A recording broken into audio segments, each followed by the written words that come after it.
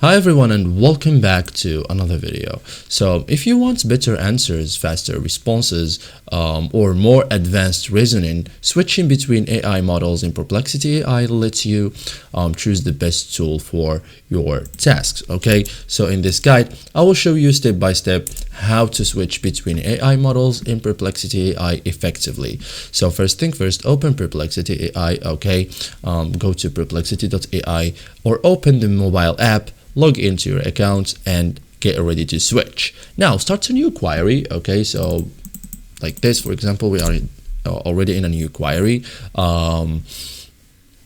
Click new threads or new search. Okay, here open the input box. Okay, locate model selector, so look for model name like GPT, Claude, etc. So drop down menu near the inputs area. Okay, click it. Okay, choose your AI model. So available options may include GPT, as you can see here, Sonar, we have Gemini, we have Claude. Okay, so select the one you need.